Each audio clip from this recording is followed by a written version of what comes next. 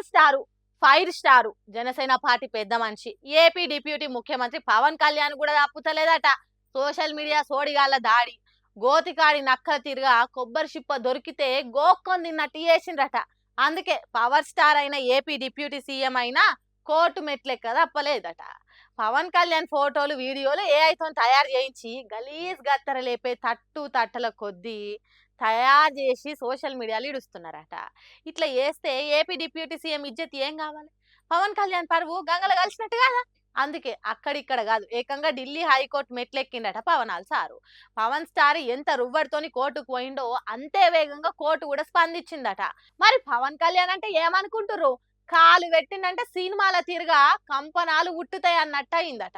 అట్లా ఫోటోలను వీడియోలను అవమానం పాలు చేసినట్టు, పవన్ సారు పరువు పతార గంగల కలిసినట్టు, అసభ్యంగా తయారు చేసిన వాటి లింకులను ఎంబటే అంటే 48 గంటలనే అందించాలి.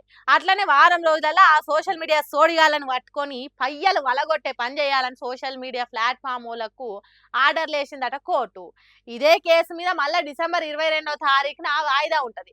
అప్పటి వరకు అన్ని తీర్ల చర్యలు తీసుకోవాలన్నట్టు పవర్ఫుల్ పంచులు ఇచ్చిందట ఆఫీసర్లకు ఢిల్లీ హైకోర్టు.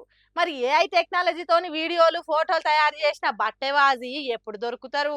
వాళ్ళ మైల పోలు ఎట్లా తీస్తారు అనేది ముందు ముందు చూడాలి.